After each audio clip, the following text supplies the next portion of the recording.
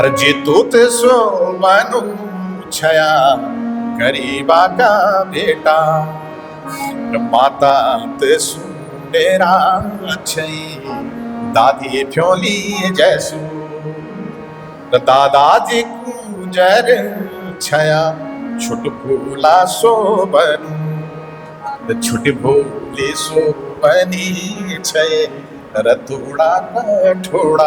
हर गांव का जैसे बचपन होता है जी। पोंगड़ों में फाल मन पौण में गुर चरण हाँ। है ना, काखड़ी चुन्न मुंगरी चुन्न, ये अपने आप में एक वैसे समग्र संस्कृति है। तो इसी तरह से बचपन बीता और पढ़ाई रगड़ गुड़ चरण बस सबसे बढ़िया।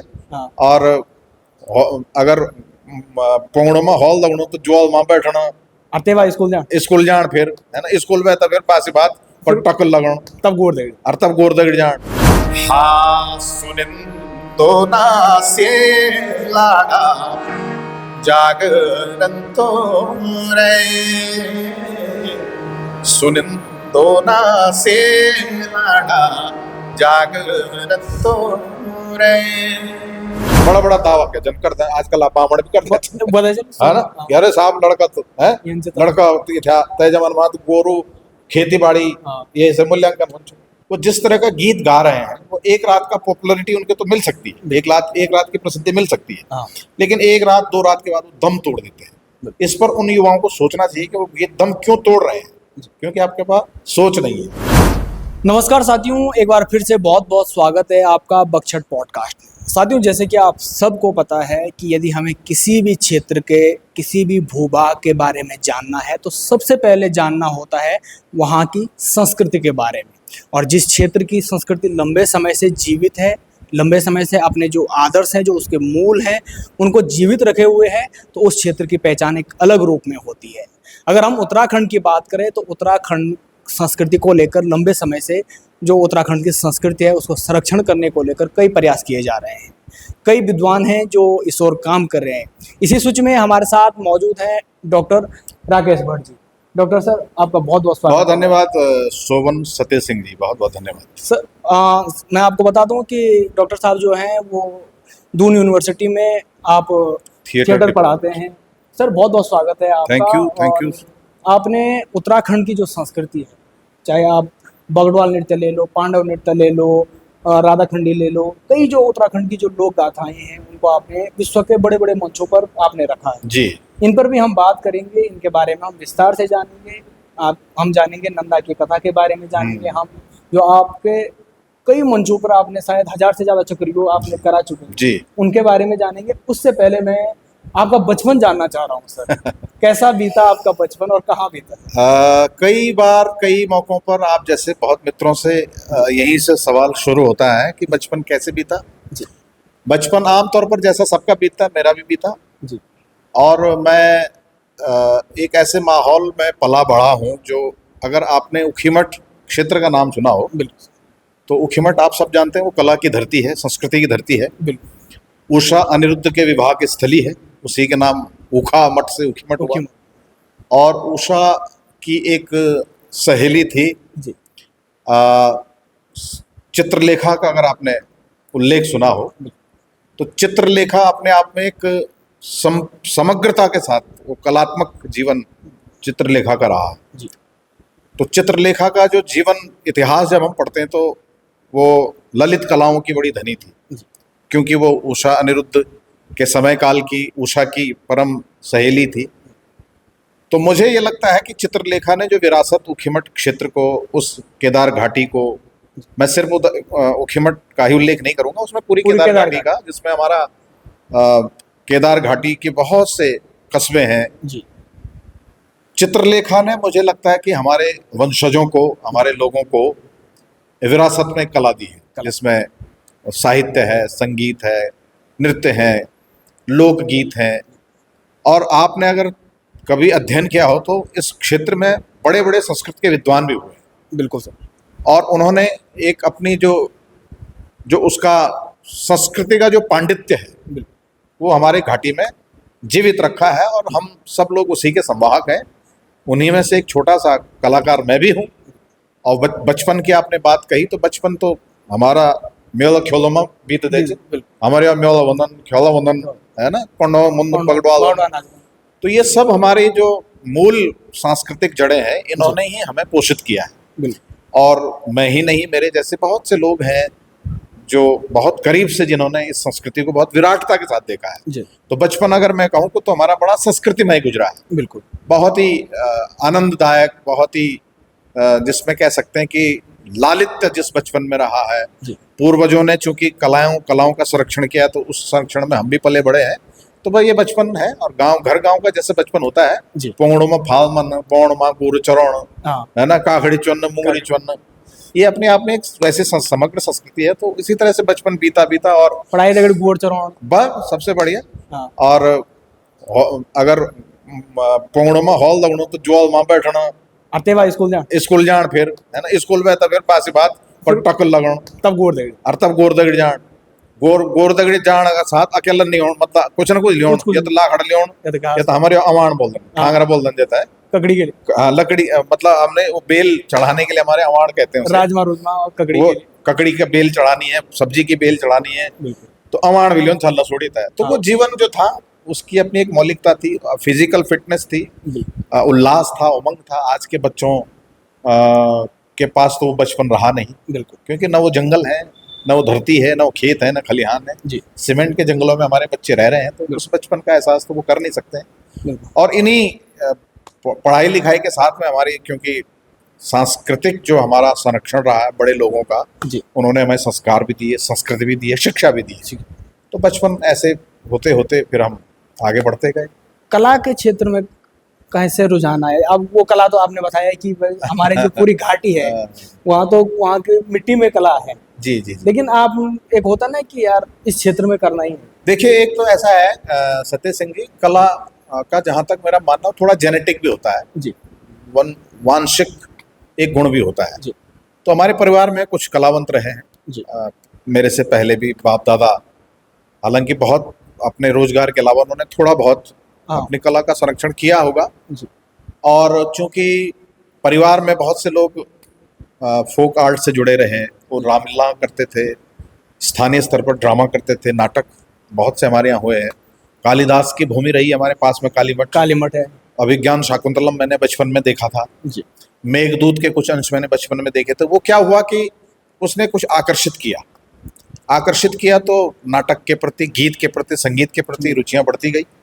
और ये एक सपना आया कि इनके तरह जो हमारे ये जो सीनियर्स कर रहे हैं, जो बुजुर्ग लोग कर रहे हैं, ये कला हमें भी कुछ आ जाए। तो हमने भी कोशिश की, उनसे सीखा।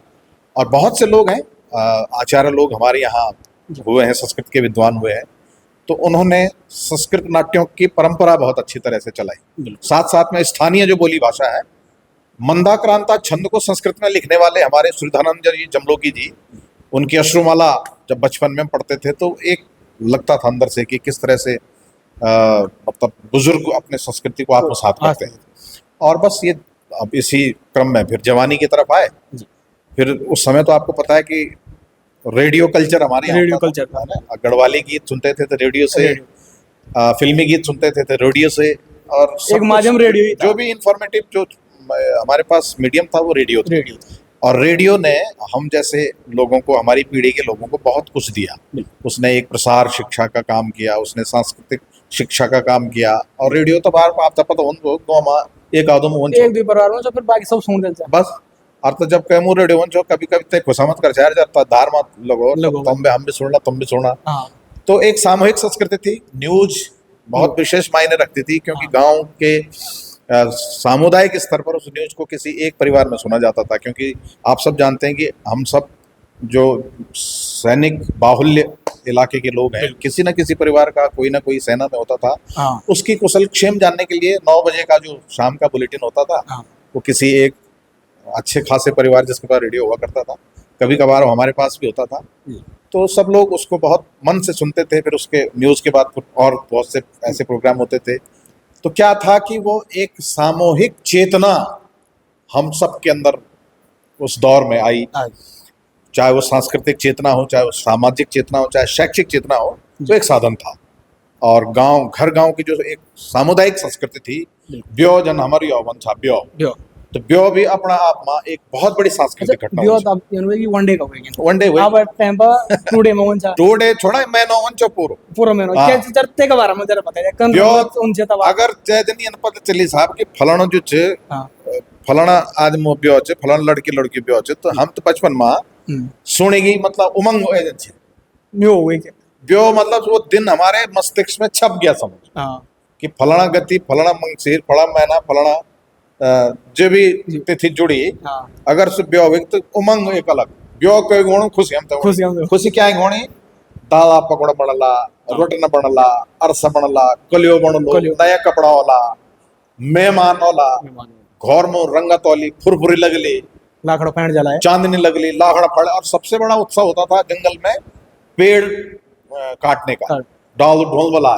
हाँ एक हमारा वो एक रिचुअल ही होता था हाँ दिन दिखान साहब मामन में कि साहब फलाना परिवारों को डालो आज जंगल में जाना सर गाँव जान सर हम भी छोटे छोटे पिछने बैठे आज जो कुछ भी हमारा हाथ जता से की तैयारी और सो तब कह दिन पत्तल बन था सी माला पत्तल हाँ तब फिर जो सु अलग दिन जी को दो दे हाँ सो भी दिन अलग बंचो हाँ गैस बंचो हमारी हफ्ते पर हवा बनना अलग कौतूहल बंचो वो याद तो वो एक महीने का एक पैकेजिंग है हमारा हाँ होता था शादी का किसी का अनाउंसमेंट होना और हमारा एक महीने का उत्सव का कारण बनना और फिर द्वारा दिन तक और फिर द्वारा दिन बाद भी छोड़ने जाना अब लगा लिया ये शादी नहीं थी अपने आप में एक दुनिया थी एक सांस्कृतिक दुनिया थी तो वो दौर अब आजकल है ब्यो के होना कहीं अगर आप शादी में चले अभी तो भोलका दिन तक हम जो टीन टप्पर में लो सिर्फ 12वां गिलास में 12 बोतल में ले ली और वो जो डिस्पोजल ग्लासेस हैं वो आपको मिलेंगे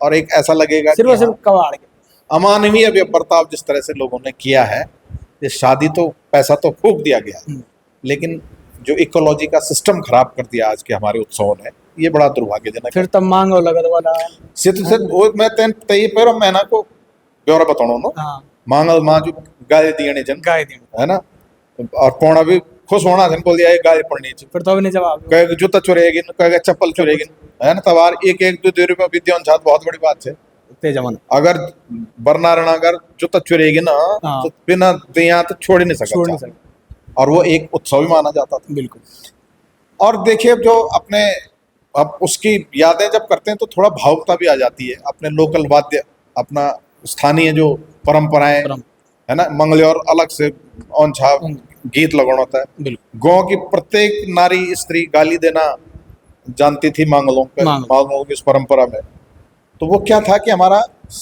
मैं ये मानता हूँ कि ये जो हमारी शादी की जो परंपरा थी वो अपने आप में एक संपूर्ण सांस्कृतिक अनुष्ठान अगर आप उसको आज भी उसी तरह से करें तो इससे बड़ा पूरी दुनिया में और खास तौर से हमारे गढ़वाल में पहाड़ में चाहे वो कुमाऊं में जाए आप गढ़वाल में जाए इससे बड़ा सांस्कृतिक अनुष्ठान हमारे रिचुअल्स में नहीं है हमारे परंपराओं में नहीं है तो वो भी एक अलग तरह का उसने हमारे अंदर एक प्रभाव छोड़ा तो ये भी हमारी एक संस्कृति का एक बहुत बड़ा रंग था। अच्छा डॉक्टर साहब जब भी हम देखते हैं जब भी गांव में पांडव नृत्य होता है पांडवार्थ होती है चक्रव्यूह उसी के साथ होता है ज्यादातर वही होता है कि जब पांडवार्थ होगी तो उसके बाद चक्रव्यूह होता है आप चक्रव्यूह को बड़े मंचों तक ले आए हाँ आप श्रीनगर में आपने उसकी शायद शुरुआत की है चक्रव्यूह से। उसकी शुरुआत का उसकी पृष्ठभूमि ऐसी थी अपन बोली कि चक्रव्यूह पांडवार्थ का साथ में हो एक तो हमारी नियम चाहिए प्रत्येक गाँव मान्य वन चक्रव्यूह प्रत्येक गाँव मान्य कखी यनमण कि चक्रव्यूह बल फलित नहीं बिल्कुल कई गाँव मायन मण कि हम पढ़ना चाहते पर हम चक्रव्यूह तो कुछ ना कुछ परंपरा छन कई गाँव मायन हो कि स्वाभाविक रूप से बहुत सा गाँव छन की जो पढ़ना बोलते चक्रव्यूह वो एक तय हिस्सा है तो हमने 2005 में अपने गांव मंगोली में पहली बार चक्रव्यूह किया।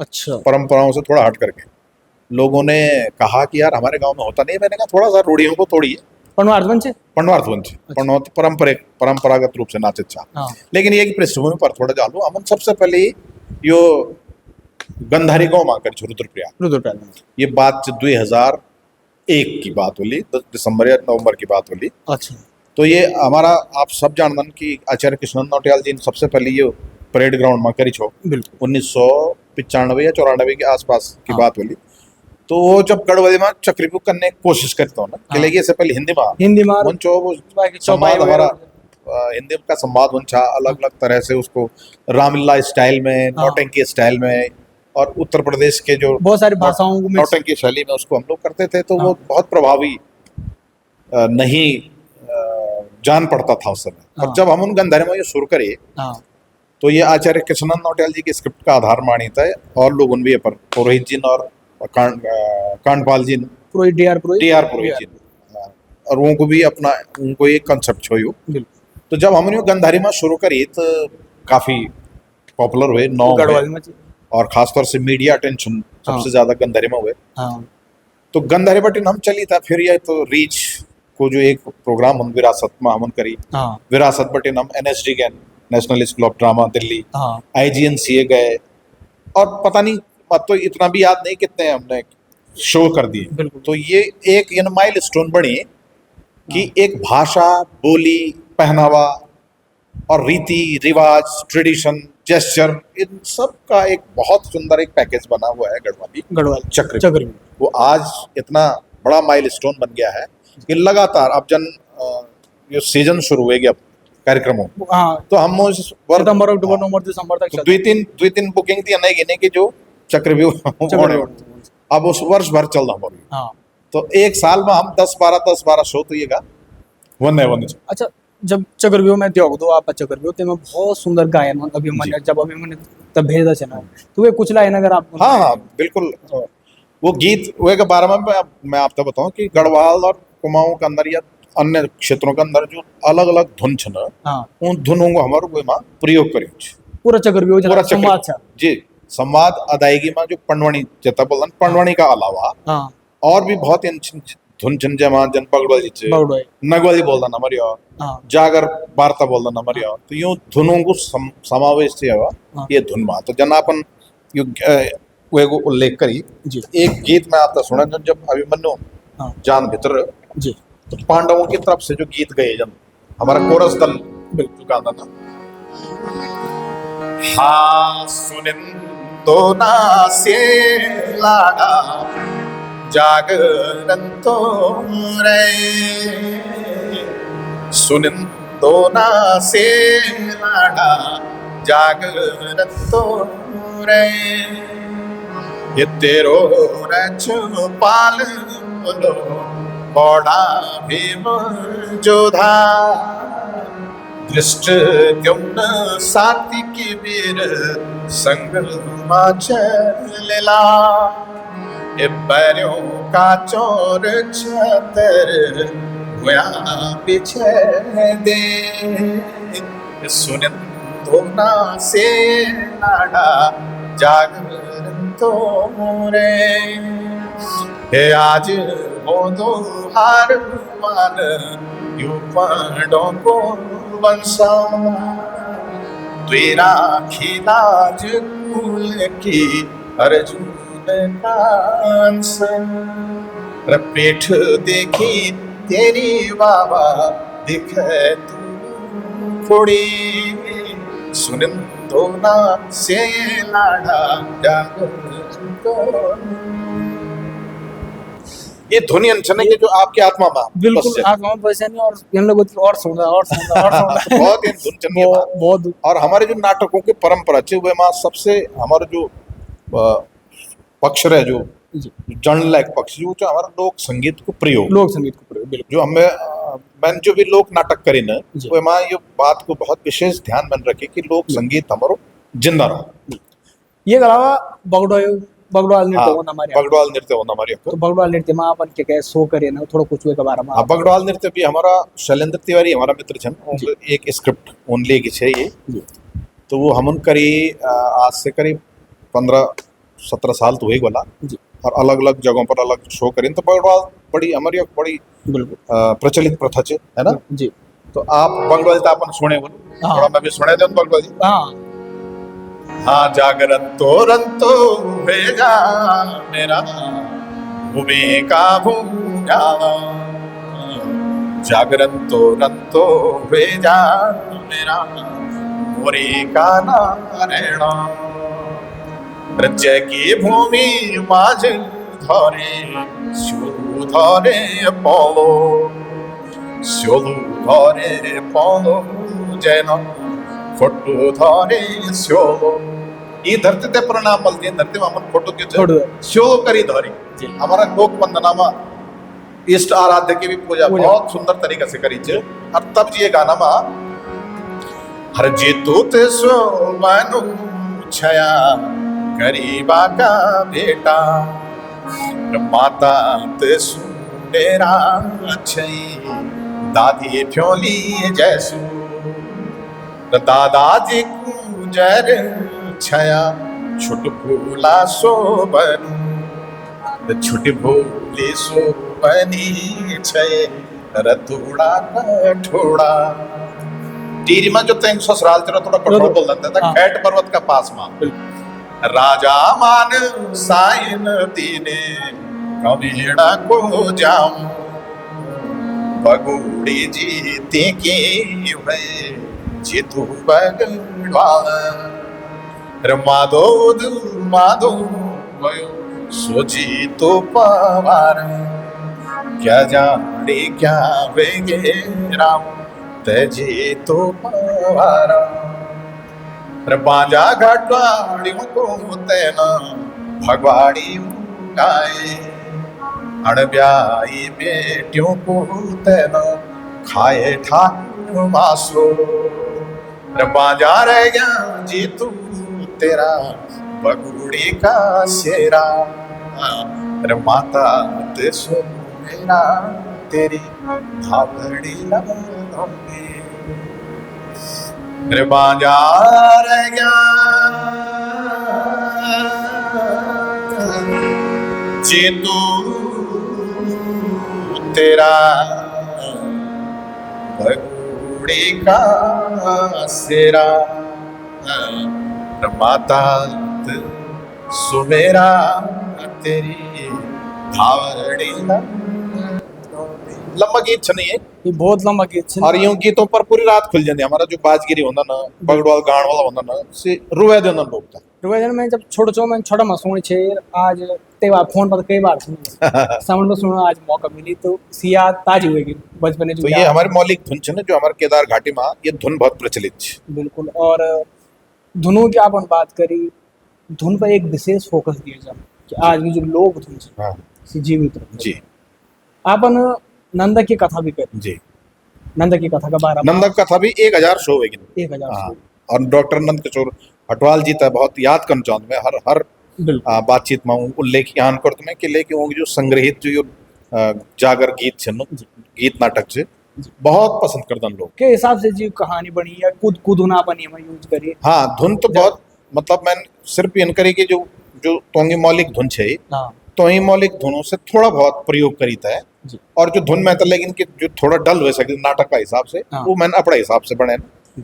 और एक इतना बढ़िया सांस्कृतिक पैकेज बनी कि आज भी जो हमारे जो इंटरनेशनल सेमिनार इंटरनेशनल इवेंट जब होनन ना तो लोग देखते रह जाते हैं बिल्कुल तो उन धुनों को कुछ मैं मतलब आप तब बताऊँ कि जो प्रयोग करी छो जब हमारा एक लोक वंदनमच राज लांदा देव तुम तुम्हारी वारता पहली पहली मनोला खोले का गणेश तब भयो मनोला मोरी का नारायण तब भयो मनोला भूमि का भूम्यान आज लांदा देव तुम तुम्हारी वारता तब भयो मनोला गुरु विद्या दाता जो श्री गुरु ने यह विद्या पढ़ाई तब भयो मनोला बैड़ी दिशा ध्याड़ी जो बैड़ो न जो दिसोना कमाए तब भयो मनोला माता पिता दो जो माता पिता ने हम ते जेवाए तब भयो मनोला हे धरती माता जय धरती माता ने हम ते जवाए आज लाना देव तो तुम्हारी वार्ता ये लंबा गीत है ना लेकिन आप दिन देखा कि जो हमारी लोक वंदना होती थी लोक शिक्षा का कितना बड़ा आधार समझा। बिल्कुल। और प्रकृति का प्रति, जीवों का प्रति, माँ बाप का प्रति, बैणी का प्रति बिल्कुल। जो आदर सम्मान हमारा गीतों में चला, वो ये शिक्षा ही मिल सकेगी। बिल्कुल डॉक्टर साहब, काफ़ी लंबो सफ़र आप रहे इन नाटकों में, काफ़ी नाटक आपन करी। यही बदौलत छी कि राष्ट्रपति द्वारा आपसे हाँ, आप तय संगीत नाटक अकादमी पुरस्कार भी दिए गए। ये कि आप तो बहुत बहुत शुभकामनाएं। बहुत बहुत धन्यवाद, बहुत धन्यवाद। और ये कहीं ना कहीं हमारे जो संस्कृति है उसको आगे बढ़ाने का एक पुरस्कार आपको मिला जी, है जी, जी। कि आप यूं ही निरंतर हम लोगों को, जो हम नई वाली पीढ़ी है, उसको सिखाते रहे। जी। मैं उस पे जानना चाहूँगा, जैसे आप लोक की बात की, आपने बगडवाली पनवार्त के बारे में बताया है, नंदा की कथा के बारे में बताया है, आप पंत्या दादा नाटक भी आप करते हैं। अच्छा है आपने मतलब मिला जुला विषय ले लिया है। पंथ्या दादा एक हमारे अननोन हीरो है, अनसंग हीरो जैसे कहते हैं। बहुत आज की पीढ़ी पता नहीं ऐसे कहीं कैरेक्टर, किताबों में है ही हाँ, इन कैरेक्टर्स को जानते नहीं, हमारे पाठ्यक्रमों में कहीं नहीं है। बड़े दुख की बात है। श्रीनगर के पास में एक गांव है सुमाड़ी, आप सब जानते हैं, बड़ा पॉपुलर गांव है, पढ़े लिखे लोग हैं और बहुत अच्छे अच्छे ओहदों पर वहाँ के लोग हैं। लेकिन वहाँ के लोगों का बलिदान का बड़ा इतिहास है। आप सब जानते हैं कि जब श्रीनगर जब राजधानी हुआ करती थी तो वहाँ रानी का बड़ा आतंक हुआ था। वो एक गढ़वाल राजे, गढ़वाल, क्योंकि राजा बीमार थे तो रानी को सिंहासन पर बिठाया गया जी। और रानी थोड़ा सा मतलब ये कहें कि उस समय के अपने समय की हिटलर शाही पर उतर आई थी। तो सुमाड़ी गांव उसको अच्छा लगा, रानी को अच्छा लगा, तो उन्होंने कहा ये ग्रीष्मकालीन राजधानी यहाँ होनी चाहिए सुमाड़ी में। तो गांव वालों को थोड़ा अटपटा लगा क्योंकि अपनी उनकी निजी स्वतंत्रता छीनी जा रही थी। उसके बाद जब रानी ने राजधानी भी जब बना लिया तो अब वो मनमाने कर पर उतर आई। कर वरना टैक्स वसूली, कैमू घट कर, कैमू चूल कर, कैमू कुछ कर, गाजपाती कर, है ना, अणव्यो जो लोड़ी बड़ी वेगिन उम्र दराज तो पर भी कर, अच्छा, बुढ़े वेगिन जो तो पर भी कर, है ना, दोण कर बोल दन। तो इस तरह के जो अनाप शनाप कर लगे तो रानी ने गांव में इस तरह से लोगों को जीना मुहाल कर दिया और ये भी फरमान कर दिया कि अगर कर नहीं दिया जाएगा तो आपको जो है अग्निकुंड में फेंका जाएगा। इतनी क्रूर हो गई थी रानी। तो जब ये सब अपने चरम पर, जब ये उनके ये इस तरह के जुल्म जब आ गए तो गांव के लोगों में एक अलग तरह का खौफ तो हुआ ही, लेकिन एक इसके समानांतर कुछ लोगों ने बहादुरी दिखाई। अच्छा। तो उसमें कैरेक्टर आते हैं पंथ्या दादा। पंथ्या दादा बोलदन के 16-17 सालों 15 सालों एक युवा छो तय को तय की भूली रोन छे फरस गांव एक पास में सुमाड़े पास में तो भूलिया योग छो जाएंगे। अच्छा। भद्रा और कीर्ति कैरेक्टर उसमें आते हैं। कीर्ति चाची है, भद्रा बहन है। अच्छा। इनको भी बताते हैं कि इन्होंने भी अग्निकुंड में पंथ्या के साथ अपना आत्मदाह किया था। अच्छा। तो ऐसा कहा जाता है कि वहाँ सपने में रानी की नीतियों के विरोध में, जी, ऐसा कहा जाता है कि पंथ्या के सपने में कुलगौरा, जो सुमाड़ी की जो गौरा है आज जिसको हम नंदा भी कहते हैं, बिल्कुल, वहाँ उनकी आराध्या देवी है सुमाड़ी वालों के। आज भी उनका वहाँ पर विधिवत पूजा विधान होता है जी। उन पटगाण बोल दंते थे चौक च नंदा को चौक च। तो उनकी जो आराध्या है वो सपने में आई, कहा कि सुमाड़ी को बचाने के लिए तू ही कुछ कर सकता है। तो कहते हैं रात को वो चला फरासू से पैदल चलते हुए इधर देवलगढ़ से होते हुए, और सुबह जो है सुमाड़ी जब पहुंचा तो सुमाड़ी के लोगों ने जब देखा भाई छोटा बच्चा है, उसका बड़े भाई पूर्णानंद परिवार में उसकी भाभी और ये सब थे, तो उसने पूर्णानंद अपने बड़े भाई को कहा कि मैं आत्मदाह करूंगा सबसे पहले। अच्छा। रानी के इस पूरे फरमान के खिलाफ। तो सबने तो पहले तो मजाक समझा, लेकिन उसने तो ठानी थी। तो पंथ्या दादा ने अपना सुबह उठे और सबसे पहले, ऐसा कहा जाता है कि वो अग्निकुंड जल रहा था। वो आज भी अगर आप कभी सुमाड़ी जाएं तो अग्निकुंड के निशान अभी हैं वहाँ। अच्छा, वहाँ पे? हाँ, बिल्कुल है, मंदिर के पीछे भाग में है। तो आप ये सोचिए कि पंथ्या दादा जैसे नौजवान, मतलब जो 16-17 साल का रहा होगा, उसने सीधे नहा धो करके कहते हैं अग्निकुंड में आत्मदाह किया। और उसके पीछे जब ये सब इतना भीभत्स जब दृश्य हो गया होगा तो भोली भद्रा कीर्ति नाम की चाची, उन्होंने भी पीछे से कूद। और ऐसा कहा जाता है कि कुछ अन्य लोगों ने भी, ये इसके पीछे कुछ आनुषंगिक कहानियां हैं, लेकिन उसका प्रमाण ये है कि पंथ्या दादा पशु आज भी सुमाड़ी माँ नचो नचन था। अच्छा। तो जो वर्ष भर में उनका उस पंथदाता के नाम से उत्सव होता है। हाँ उस उनको गांव वालों का सामूहिक भोज होता है। तो पंथ्या, कीर्ति और भद्रा 3 पशु हमारा सोमवाड़ी में आज भी नाचतन। जी। हमारे एक विमल काला जी हैं सी अब पंथदाता का बन सच्चन। अच्छा। तो उन कोशिश भी करी हमन तो उनको माँ भी नाटक करी। अच्छा। और एक मतलब ये नाटक का माध्यम से हमारा उद्देश्य जो कि गांव की जनता को, लोगों को, आज की पीढ़ी को ऐसे हीरोज के बारे में बताएं जिन्होंने स्वाभिमान के लिए अपना आत्म बलिदान भी इतना बड़ा बलिदान है। बिल्कुल। तो उसका जब वो पंथदाता जब गौ माँ पहुंचे तो सब गौ माँ जन पंचायत रही एक गीत याद होता था, सोड़ हे माँ गौरा बुत तेरो ही सारू, सुन हे माँ गौरा बुत तेरो ही सारू, कन पे बचलू कन पे बचलू अब गाँव हमारो, सुन हे माँ गौरा तेरो ही सारो, दुख का बादल अब छाई गए नी, दुख का बादल अब छाई गए नी, हे माँ तुम्हारी कृपा ही रहनी, अब कौन छुओ हमारो, सुन हे माँ गौरा तेरो ही सारो। ये उनके गौरा के प्रति उनकी आस्था है। और पंथदाता के बलिदान के बाद ऐसा कहा जाता है कि रानी का हृदय परिवर्तन हुआ। अच्छा। सारे कर माफ हुए, सारे जितनी उनकी जो बाध्यताएं थी वो सब समाप्त हुई, रानी ने अपना स्थान छोड़ा और सुमाड़ी आजाद हुआ, फिर खुशहाल हो गया। तो ये इस तरह की जो हिंदुस्तान की आज़ादी की कहानी, उसी तरह से सुमाड़ी की आज़ादी की भी कहानी है। जिस तरह से हम भगत सिंह को पढ़ते हैं, जिस समय आज़ाद को पढ़ते हैं, सुभाष को पढ़ते हैं, तो पंथ्या को भी पढ़ना चाहिए, कफू चौहान को पढ़ना चाहिए, बघवाल को पढ़ना चाहिए, हमारे स्थानीय जननायक। बिल्कुल। तो ये संस्कृति का हमारा ध्येय है। बिल्कुल बिल्कुल। अब नंदा का जिक्र किया था जी। नंदा सब जानते हैं, नंदा लोक जात यात्रा होती है, राजात यात्रा होती है, लोक जात हर साल होती है, राजात 12 साल में एक बार होती है। क्यों होती है? हाँ, ये एक बड़ा एक वो बना हुआ है कि लोगों को लगता है कि ऐसी यात्रा होगी। ये महत्वपूर्ण प्रश्न है, बहुत जरूरी है। आप थोड़ा आज की पीढ़ी के लिए तो सिर्फ एक कौतूहल है, वो एक पर्यटन है। जैसे केदारनाथ में नए नए जोड़े विवाह करके केदारनाथ पहुंच जा रहे हैं, या युगल जिन्हें कहते हैं, बच्चे ले जा रहे हैं, बच्चे। 5 साल। तो ये एक अनैतिक जो आचरण है हमारा, इसके आलोक में ये जानना जरूरी है कि नंदा राजजात क्यों होती है। बेसिकली ऐसा कहा जाता है कि 17वीं शताब्दी में जब ऋषासों की भूमि, जिसको हम ऋषियों की भूमि कहते हैं, हमारे जो इलाकों नौटी, बधान, अल्मोड़ा, कुरोड़ की जात है, ये इलाका मायन बोलते कि इस कालांतर में दुर्भिक्ष फैल गया था।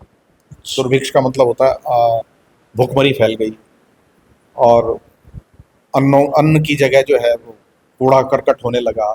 भंगुल जामन बैठी, जैसे बोलते भंगुल जामन है ना, भंगुल जामन बैठी, गायों में दूध नहीं हुआ। तो उसका पहले गीत में सुनाता हूँ ताकि उससे बिल्कुल समझ में आएगा कि इसकी कहानी का पृष्ठभूमि क्या है। हमारी सासों माँ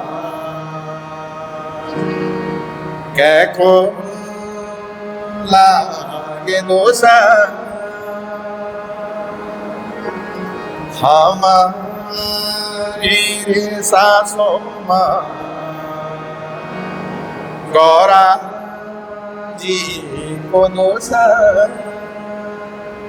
हमारी रे सासों माँ कैको लागे दोसा, हमारी रे सासों माँ गौरा जी को दोसा, साटू की पुंगोड़ी माँ झाड़ुआ जमी गए, भैंसों का खरक माँ बाछरी कुरकणी, खेती नीच अन्नत थाते नीच धन, खेती नीच अन्नत थाते नीच धन, गाय नीच दूध मन घी नीच बुध, हमारी रे सासों माँ गौरा जी को दोसा। ये जागर है, गीत मूल जागर है जी। इस जागर में ये बताया गया कि हमारा सासों माँ बोल कै को दोष ले, तो उत्तर चगी गौरा जी को दोष। गौरा जी। अब गौरा जी को दोष कर लेगी नंदा की कथा या नंदा की राजजात, यही कथा का पिछले अच्छा। जन्म के नंद किशोर हटवाल जी का स्क्रिप्ट से हम तय ज्ञात हुए और हम उनकी स्टडी जब करी तो जी। शिव का साथ माँ विवाह हुए नंदा को हमारी स्थानीय पार्वती ते नंदा का रूप माँ छे। बिल्कुल। नंदन जब कैलाश में देखी ना यक खाणो ना यक प्योणो ना ढकाण ना दसाण ना कमरा ना लता ना कपड़ा, बिल्कुल। तो कोई भी भुल्ली हमारी होली कोई भी बेटी होली हाँ हम बड़ा अरमान से भेजतन हाँ या स्वागत। भुल्ली बेटी की भी हमारे अरमान हो। हाँ तो जब तक देखिए कुछ नहीं कुछ नहीं। और शादी तो जो शादी हुई ये भी बड़ा अजीब घटनाक्रम हुई। नारद भगवान जी जाल बुणी पुणी और भगवान शिव के नंदा को ब्याह करवाए जो कर और ये बड़ा बड़ा दावा के जन करते हैं आजकल आप बामण भी करते हैं बता चलो है ना कि अरे साहब लड़का तो है इनसे तो- लड़का तो था तय जमान मात गोरू खेती बाड़ी हाँ। ये से मूल्यांकन हो तो देखे तो ये बोल के 7 भंडार 9 भंडार चावल हाँ। भगवान शिव का अच्छा। जो भंडारों को बड़ी चर्चा है। हाँ तो जब से भंडार देखे नंदन के से या तो एक भंडार को बड़ो अच्छो गीत है हाँ। ये गीत से अंदाजा हो लो पहलो भंडारे गौरा देख दी तख देखे सर्पों की माला तू जो भंडारे गौरा देख दी तख पाई खरवा की झोली तीजो भंडारे गौरा देख दी तख पाई डमरू को स्वटा पांचों भंडारे गौरा देख दी तख पाई सर्पों की माला छठो भंडारे गौरा देख दी तख पाई सुलवा तमाको नव भंडारे गौरा देख दी तख पाई डमरू तेरे सुर तख पाई डमरू तेरे सुर। तो आप अंदाजा करा कि यूं सिंधु को पठारवन था ना मेरे हाँ, पठार पठार। भरिया रहा कभी गेहूं कभी कहीं- कोदो कभी साटी कभी जाऊंगा। खुशीवन छे हाँ और शिवजा यो क्या थे सुल्फा तमकू नरमुंड खरवा जुई, खरवा की झोली टिमरा सोटा। टिमरा सोटा चिन पड़ा। अब एक नव विवाहिता जब ये सब दृश्य देखेगी हाँ तो उसकी आत्मा क्या? कितनी कांपेगी कितनी रोज की कांप बस वो जो जैसे कि क्या सोच इसे और क्या मिले। जैसे पीड़ा है ना हाँ। दर्द वो बन गया अभिशाप विश्वासों की रिसासों की मुंबर दोस्त हुई। दोष हुई सो बिल्कुल। जन बोल देन मैं तो छोड़ गया हाँ लड़की अरमान से गई है हाँ। उम्मीद से गई है बिल्कुल। और अपन ऐसे घर में भेज दिए हाँ तो तब से बोल दे अब ये जो जागर परंपरा हमारी जी। तो अपना गोय बाबू तक धैज लगानी हिमालय बटे हाँ अरे के कोणी माँ बाजी कैलाश व्यवायो कैलाश व्यवायो बाबा कैलाश व्यवायो ये ऊंचा कविलास कागानी बासे दो कागानी बासे दो बाबा पंछीनी बासे दो हुई बैणी दीने सेना सोमेश्वर हुई बैणी दीने सेना श्रीनगर मैं कोलाटी दीनो ये भंग फूक्या जोगी तय भंग फूक्या जोगी तय बाबा दया भी नहीं आती ये भांग घोटी घोटी मेरा हाथ उठा छाला हाथ उठा छाला हाथ क्या छाला। अभी जो रो करके जो बुरा हाल है बिल्कुल। यही ये अभिशाप लग गया रिसासों में। और जब नंदा तक का सोन बैठा तो कुछ अभिशाप लगी दोष लगी गोर भैंसों दूध देना बंद कर ली मनखियों की बुद्धि खराब हो गई अन्न निवणो कोणो पुनो। तो जब ये पता किए गए कि चले होणो या तो फिर हीत बिनसर नाम के 2 कैरेक्टर हैं जो धर्म भाई अच्छा नंदा नंदा के माने गए हैं। उनके गढ़वाल में अलग अलग मंदिर भी हीत के बिनसर के बिनसर महादेव तो अपन छोड़े हाँ बिनसर महादेव तो धर्म भाई थे तो भेजे गए कि भाई देखे यार या कुछ अनिष्ट चोणो हाँ हमारे नंदा तक ठीक से कि नहीं गए तक के ठीक हो बेसुध पड़ी वापस लेन तक भी तेन से बोली कि किले पे भाई किले तो तब जब ये पश्चाताप हुए हेमंत और मैणावती तर गाँव बोलता है कि हाँ। अपना अपनी बेटी कह जुएगी मुद्दी थी तो तब ये बहावचन में अच्छा। कि अब जब तेरी विदाई बोली हर 12 वर्ष में, हाँ तो अन्न धन का साथ, श्रृंगार का साथ, सोना चांदी का साथ, जत्था भी हम अन्न धन बोलो सब दी। सब तो 12 वर्ष हो जन कोटा बंद तो हाँ। ले जाए हाँ और अपना जुए की तभी खिलाए, अब हाँ, भी खाए और खुश रहे। तो ये जो 12 वर्ष की हमारी प्राविधान है ना, तो ये नंदा राज जात की जो विशेष मिथक जो मतलब तब से चले आ रहे और ये तवार बेटे ने अब तक ये। और बीच में जब मैंने 17वीं शताब्दी की बात करते राजा यश धवल वैन जब हमारे गढ़वाल का राजा, हैं। हाँ तो ये यात्रा तय फिर शाही रूप दिन मतलब राज जात 9 दिन राजा। की जो भी अब यात्रा बोली, हाँ ये राजों वाली यात्रा बोली। राजू में। तो तय मतलब एक गीत भी और अब जो नया जागरो नए गीत सुनी, तण मन रोटी छाया की चौरानी, मन हो उदास ते को अमोख्या पराण, तण मन रोटी छाया की चौरानी, मैं बुलान आया मैं त्यों 12 वर्षों मां, मैं बुलान आया मैं त्यों 12 वर्षों मां, मेरे कया मैं त्यों तुम राजों वाली जात, तण मन रोटी छाया की चौरानी। जब मेरी जात का लबल तो राजों वाली जात का, तो ये राज जात तब बटे ना, यश धवल का समय बटे नहीं, राज जात बदले। तो ये जानकारी बहुत जरूरी थी क्योंकि राजात अब आने वाली है जी 2026 में। 2026 और में अभी ये छोटी जात इसी महीने 24 तारीख से शायद हाँ 24 तारीख शुरू हो रही है, तो लोक उसमें जात। भी लोक जात हाँ ये कुरुड़ से बदान और हाँ। दसोली में जाती दसोली में जाती है। बिल्कुल बिल्कुल। तो हाँ भट्ट जी, हमने नाटकों के बारे में, ये ऐतिहासिक हमारे नृत्य हैं उनके बारे में हमने जाना। मैं थोड़ा पीछे जाना चाहूँगा जी। और मैं जानना चाहूँगा श्रीनगर गढ़वाल यूनिवर्सिटी का सफ़र आपका। हाँ, गढ़वाल यूनिवर्सिटी का सफर बहुत बेहतरीन है। जी। अगर सांस्कृतिक चेतना मेरे अंदर द्विगुणित रूप से आई है तो वो गढ़वाल विश्वविद्यालय है, वहाँ के लोगों की सन्निधि है और विश्वविद्यालय द्वारा दिया गया माहौल है, उन लोगों के साथ काम करने का अनुभव है जो पहले से ही संस्कृति को प्रेम करने वाले लोग थे, अपने मौलिक आचरण को पसंद करने वाले लोग थे। तो विश्वविद्यालय में रह करके बहुत अच्छा काम किया, तब समय था, उम्र थी जी। और उससे बड़ी बात है थी कि हमारे पास समूह थे। हाँ क्योंकि ये जो काम है ये बिना समूह के, बिना ऑर्गेनाइजेशंस के ये काम संभव नहीं है, एकल काम नहीं चाहिए। एकल काम। तो वो मैं उन लोगों का धन्यवाद देता हूँ जिन लोगों ने ईंट गारे पत्थर जोड़ करके हमारे साथ जुड़े और बहुत अच्छा अनुभव, हमारे दर्जनों नाटक हमने किए, लोक संगीत से जुड़े हुए कार्यक्रम किए, यूनिवर्सिटी में रह करके बहुत से काम किए, वहाँ के लोगों ने बहुत सपोर्ट किया और फिर वहाँ से काम करने के बाद आज मैं दून विश्वविद्यालय में कर रहा हूँ, उसी काम को दोहरा रहा हूँ। ऐसा कोई नहीं है कि कोई नया काम है, लेकिन दोहरा रहा हूँ काम को। लेकिन यहाँ इसलिए मुझे ज़्यादा खुशी है कि यहाँ पर हमारी प्रोफेसर सुरेखा डंगवाल जी जो वाइस चांसलर है, उनका बहुत बड़ा वरद हस्त है इन लोक कलाओं के संरक्षण को लेकर के। अपना एक सेपरेट विभाग खोलना, रंगमंच का विभाग खोलना और हमको एक स्वतंत्रता देना, इस काम अपने काम की फ्रीडम देना कि आप करो, काम करो, विश्वविद्यालय से जुड़ करके काम करिए। तो इस काम का यहाँ पे अगर अलग आनंद आ रहा है, तो ये सफ़र चलता रहेगा और यही मेरा सौभाग्य है कि इसी सफ़र में सरकार ने भी मुझे पुरस्कृत किया है। संगीत नाटक अकादमी एक हम जैसे छोटे कलाकार के लिए बहुत बड़ा सम्मान होता है, वो जीवन पर्यंत याद रहने वाला सम्मान है।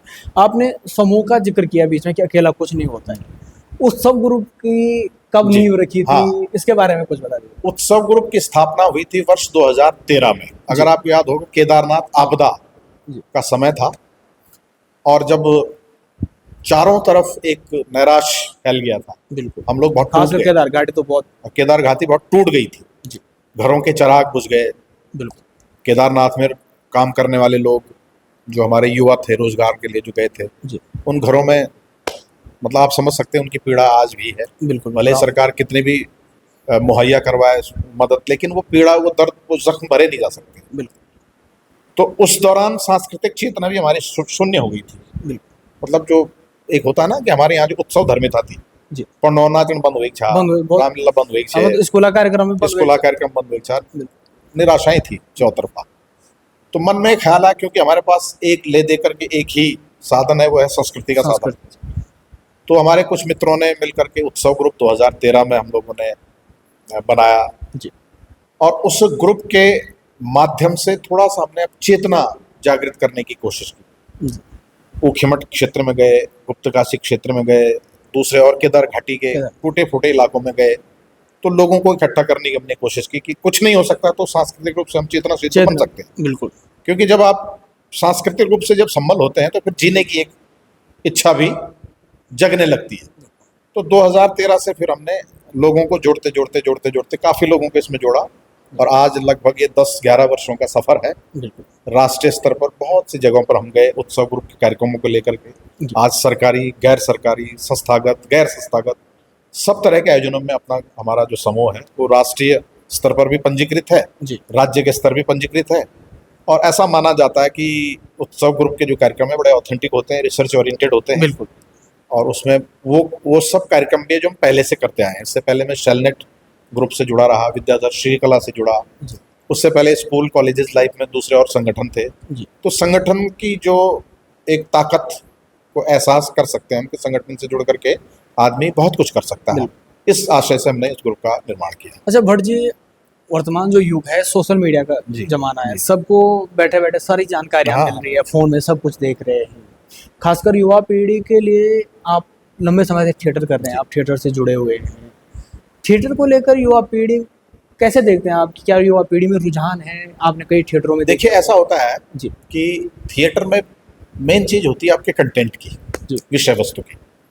अगर आप युवाओं के पसंद का विषय, उनका कंटेंट उनको दे रहे हैं तो निश्चित रूप से युवा आपसे जुड़ेगा। बिल्कुल।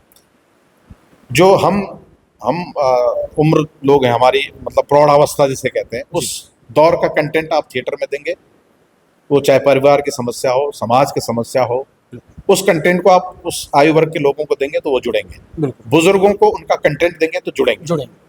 तो थिएटर अपने आप में एक साधन है। सवाल यह है कि आपके पास कंटेंट कैसा है। अब आपने जैसे सोशल मीडिया की बात कही, सोशल मीडिया में आपने देखा होगा कि 1-1, 2-2 मिनट की रील्स में बहुत कुछ कभी कभी युवा अपनी बात कह जा रहा है, चाहे वो सटायर हो, व्यंग्य हो, कॉमेडी हो या कोई और पंचिंग हो। मुझे तो ताजुब है कि बॉलीवुड के जो हमारे कलाकार हैं वो तो अब पिछड़ रहे हैं। अगर आप महसूस कर रहे हैं, हमारे घर घाटियों से, कंदराओं से निकलने वाले जो कलाकार हैं, छोटे छोटे रील में कमाल कर दे रहे हैं, लाखों में व्यूज आ रहे हैं। और मुझे तो ये सुन के अच्छा लगता है कि कुछ लोग तो उनकी आजीविका वही है, रील के माध्यम से या यूट्यूब के माध्यम से या फेसबुक के माध्यम से। इसके लिए केदार घाटी भी प्रसिद्ध है, और केदार घाटी बहुत प्रसिद्ध है, वहाँ के कलाकार बहुत प्रसिद्ध हैं। तो वो क्या है कि वो एक आपका विवेक होना चाहिए कि आपको क्या चीज दिखा रहे हैं, उसमें मौलिकता कितनी है, उसमें पंच कितना है, सटायर कितना है, व्यंग्य कितना है। जब वो क्लिक करता है तो वो हजारों लाखों में वायरल हो जाता है। और वायरल होने का कारण वही है कि आपका कंटेंट पसंद आया है। तो प्रतिभाएं तो ऐसे भी निकल रही हैं।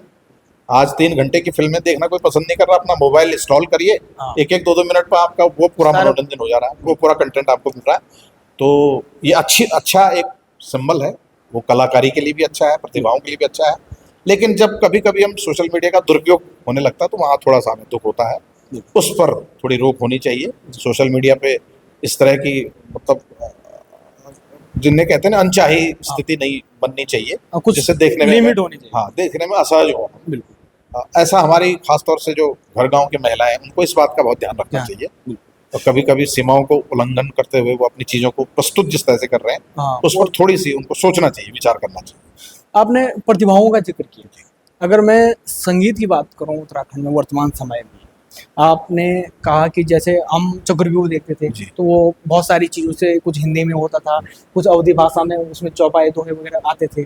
आपने गढ़वाली में जो सारी धुनें हैं, चाहे वो बगड़वाली की धुनें, आपने उसमें प्रयोग किया, उसका अन्य धुनें, जागर धुनों को। वर्तमान समय में बहुत सारे गाने आ रहे हैं, नए कलाकार आ रहे हैं। आपको क्या लगता है कि कौन कलाकार है जो संगीत को, जो पुराने जो हमारे लोग धुने हैं, उनको, उनकी जो मर्यादा है उसको कम नहीं होने देते? देखिए यहाँ पर थोड़ा सा मेरा आज के कलाकारों से थोड़ा मतभेद रहता है। मतभेद इस मायने में, बहुत अच्छे कंठ के कलाकार हैं, बहुत अच्छा गाने वाले, बहुत अच्छी कंपोजिशन करने वाले हैं, लेकिन अगर कहीं ना कहीं वो मात खा रहे हैं तो कंटेंट में खा रहे हैं, वो जो मैं दोबारा रिपीट कर रहा हूँ, विषय वस्तु में मात खा जा रहे हैं।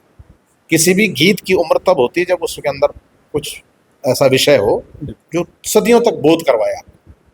आज लोक के अंदर जो लोकगीत गाए जाते हैं वो इसलिए गाए जा रहे हैं क्योंकि उनके अंदर विषय वस्तु है, उनमें लोक तत्व है, सांस्कृतिक तत्व है। आजकल के जो युवा गायक हैं वो जिस तरह का गीत गा रहे हैं, वो एक रात का पॉपुलैरिटी उनके तो मिल सकती है, एक रात की प्रसिद्धि मिल सकती है, हाँ। लेकिन एक रात दो रात के बाद वो दम तोड़ देते हैं। इस पर उन युवाओं को सोचना चाहिए कि वो ये दम क्यों तोड़ रहे हैं, क्योंकि आपके पास सोच नहीं है, विषय वस्तु नहीं है। सिर्फ तुकबंदी के गीत गा करके, अच्छी धुन का इस्तेमाल करके आप कुछ दिनों तक तो रह सकते हैं, लेकिन हमेशा रहे ये कभी नहीं हो सकता है। काल दे रचना नहीं हो सकता। बिल्कुल। हाँ सर, कलाकार की अगर हम बात करें तो ये जो सोशल मीडिया का दौर है इसमें ग्लैमर ज्यादा देख रहे हैं जी। उसमें प्राथमिकता ये नहीं देखी जा रही कि सामने वाला आदमी कितना बड़ा कलाकार है। हाँ। और ऐसे में जो पुराने कलाकार है उत्तराखंड के वो हाशिए पर हैं। मैं आपसे इसके बारे में भी जानना चाहूँगा और ये भी जानना चाहूँगा कि सरकार को क्या करना चाहिए ताकि वो जो कलाकारों की दुर्दशा हो रही है, जो लोक कलाकार हैं उनकी दुर्दशा न हो। फिर वही बार बार यही प्रश्न आता है और ये प्रश्न बहुत महत्वपूर्ण भी है और बार बार उठाया भी जाना चाहिए। लोक कलाकारों के प्रति सरकार की जो संवेदनशीलता है अपेक्षाकृत वैसी नहीं है। क्या है कि हमारा जो लोक समाज है, लोक कलाएं हैं, वो ऐसे लोगों के पास हैं जो आज जीवन के अंतिम दौर में है, वानप्रस्थ में है, वो कुछ वर्षों के मेहमान हैं, लेकिन उनकी कला को संरक्षण करने के सरकार के पास क्या संसाधन है, इस पर कभी बात नहीं हुई, इस पर कभी विमर्श नहीं हुआ।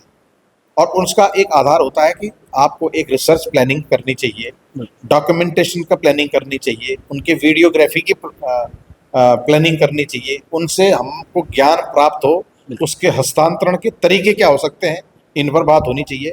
लेकिन सबसे दुर्दशा तो उन्हीं कलाकारों की, वो जो घर गाँव में कंदराओं में आज भी जो महीनों की जो जात यात्राएं करते हैं, जो ढोल बाजगिरी है, ढोल वादक हैं, जो एरोला जिनको कहते हैं, पशवा जिनको कहते हैं, है ना, वो आज भी उसी हालत में।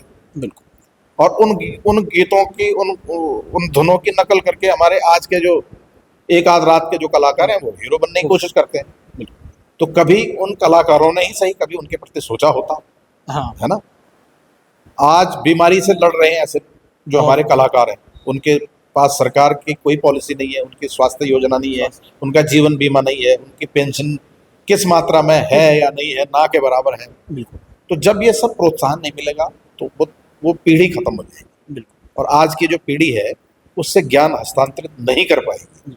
तो इस पक्ष पर सरकार को, संस्थाओं को, खासतौर से हम जैसे जो अगर उच्च शिक्षा से जुड़े हुए जो लोग दावा करते हैं, उनको ऐसी परियोजनाओं को लाना चाहिए जिन परियोजनाओं के माध्यम से ऐसे कलाकारों को लाभ मिल सके, उन तक जाया जा सके, उनकी आर्थिक विपन्नता को दूर किया जा सके, उनके संसाधनों पर बात की जाए, उनका जीवन यापन कैसे हो रहा है उस पर बात की जानी चाहिए। सरकार को विशेष रूप से ध्यान देना चाहिए। बिल्कुल सर, काफ़ी जानकारी आपने दी, आपने हमें समय दिया। मैं चाहूँगा जाते जाते सर चक्रव्यूह की कोई संवाद आप सुनाएं। हाँ, चक्रव्यूह की जैसे चक्रव्यूह या किसी और जो आप, हाँ बहुत से हैं, चक्रव्यूह का ही आपने किया तो, क्योंकि मैंने जैसे कहा वो धुनों का एक पुंज है जी, और उसमें हमने पंडवाणी की वार्ता शैली जो होती है, हमारे बाजगिरी जो गाते हैं, उसका एक टुकड़ा मैं आपको सुना देता हूँ। बिल्कुल स्वागत है। ये शुरू जैसे चक्रव्यूह प्रारंभ होने को है जी, चक्रव्यूह सजा हुआ है, कौरव पांडव अपने अपने शिविरों में है जी।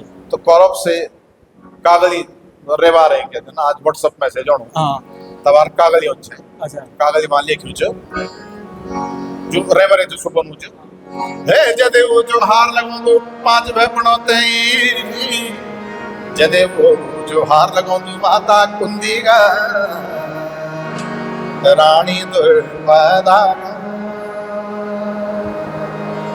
हे पढ़ो आज मेरा स्वामी त्रियोधन तुम्हारा वास्ता या कागली लेखी च घोड़ा घोड़ा आखिर लेखा छन छाटा छाटा रहवा रूखा रूखा सब लेखा छन ये खाती खासवाला।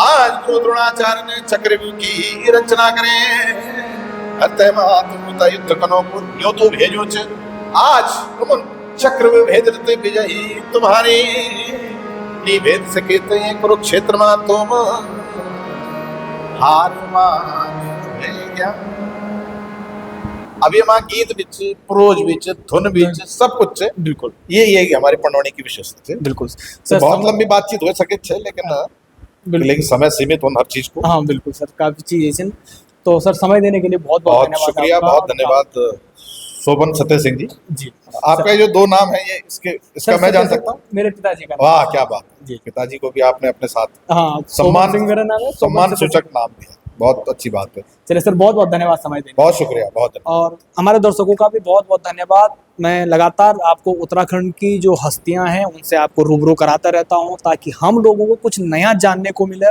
सोशल मीडिया में कई चीज़ें चलती रहती हैं, बहुत सारे फेक मैसेज भी चलते रहते हैं।